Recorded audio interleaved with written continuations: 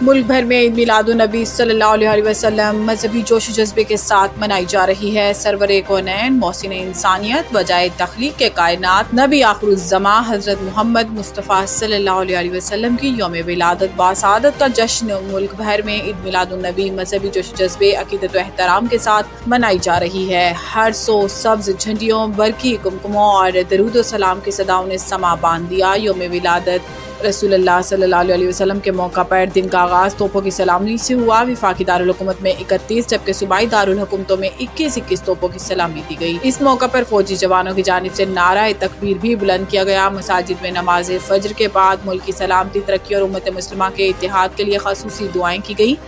فضا درود و سلام کی خوشبوؤں سے معطر ہو گئی۔ جشن میلاد النبی صلی اللہ علیہ وسلم کے سلسلے میں ملک کے مختلف شہروں کی گلیاں، محلے، بازار اور شاہراہیں خوبصورت روشنیوں، برقی کمکموں اور سبز جھنڈیوں سے سجا دی گئی ہیں، جبکہ سرکاری اور نجی عمارتوں پر بھی چراغاں کیا گیا ہے۔ کئی مقامات پر محرابیں اور آرائشی دروازے بھی نصب کیے گئے ہیں۔ دوسری جانب آج عید میلاد النبی کی مناسبت سے ملک بھر میں خصوصی تقریبات، محافل اور ریلیوں کا اہتمام کیا جا رہا ہے۔ صدر اعظم علی زرداری اور وزیر اعظم محمد شہباز شریف نے جشن عید میلاد النبی پر مبارکباد دی، وطن میں امن، استحکام اور خوشحالی کے لیے دعائیں مانگی۔ وزیر اعظم محمد شہباز شریف نے کہا کہ اسوہ حسنہ تمام مسلمانوں کی دینی اور دنیاوی اصلاح و فلاح اور مثالی کامیابی کے لیے مشعل راہ ہے۔ رسول اللہ صلی اللہ علیہ وسلم کی ذات مبارک دین اسلام کی تعلیمات کا بہترین نمونہ ہے۔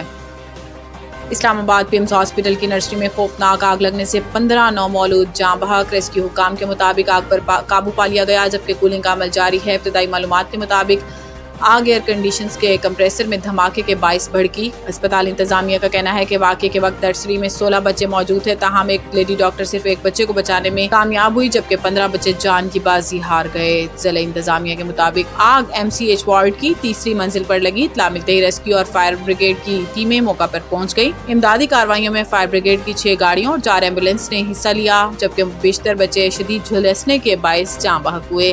بعد ازاں انتظامیہ کی جانب سے بتایا گیا ہے کہ آگ شارٹ سرکٹ کے باعث لگی، تاہم تحقیقات کے بعد اصل وجوہات سامنے آئیں گی۔ باقی وجوہات جاننے کے لیے ایڈیشنل ڈپٹی کمشنر کی سربراہی میں انکوائری کمیٹی قائم کر دی گئی۔ ترجمان پیمز ہاسپٹل کے مطابق تمام بچوں کی میتیں لواحقین کے حوالے کر دی گئی ہیں۔ وزیر اعظم محمد شہباز شریف نے پیمز ہاسپٹل کی نرسری میں آتش زدگی کے اندھوناک واقعے پر گہرے دکھ اور افسوس کا اظہار کرتے ہوئے اس کا نوٹس لے لیا اور حکام کو فوری تحقیقات کی ہدایت دی ہے۔ صدر مملکت نے یہ المناک اموات انتہائی دلخراش اور ناقابل تلافی نقصان ہے، غمزدہ خاندانوں کے دکھ میں برابر کے شریک ہیں۔ صدر اعظم علی زرداری نے واقعے کی شفاف تحقیقات پر زور دیتے ہوئے ہدایت کی ہے کہ ذمہ داروں کا تعین کر کے قانون کے مطابق کارروائی کی جائے۔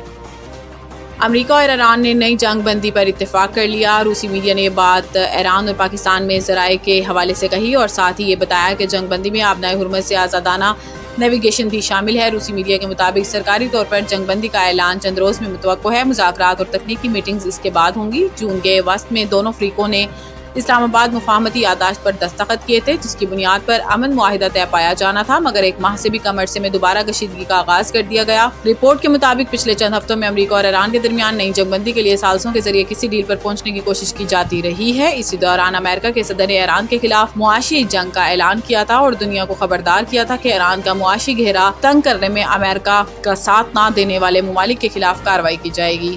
دبئی میں افغانستان پریمیئر لیگ T20 کی 3 فرنچائزز متعارف۔ پریس ریلیز کے مطابق تقریب میں فرنچائز مالکان، لیگ پارٹنرز اور افغانستان کرکٹ بورڈ کے حکام شریک ہوئے، جہاں افغان کرکٹ کے نئے باب کو ملک کی کھیلوں کی تاریخ کا اہم سنگ میل قرار دیا۔ لیگ کی جانب سے 3 ابتدائی فرنچائزز متعارف کرائی گئی ہیں، جن میں قندھار وارریئرز اور ایکسل یونائیٹڈ کابل زوانان شامل ہیں۔ انتظامیہ کے مطابق یہ ٹیم افغانستان کے مختلف خطوں کی کرکٹ محبت، نوجوان ٹیلنٹ اور شائقین کے جذبے کی نمائندگی کریں گی۔ تقریب کا مرکزی لمحہ کوہ ظفر ٹرافی کی رونمائی تھا، جس کا ڈیزائن افغانستان کے پہاڑی سلسلوں کی خوبصورتی، مضبوطی اور مزاحمت سے متاثر ہو کر تیار کیا گیا ہے۔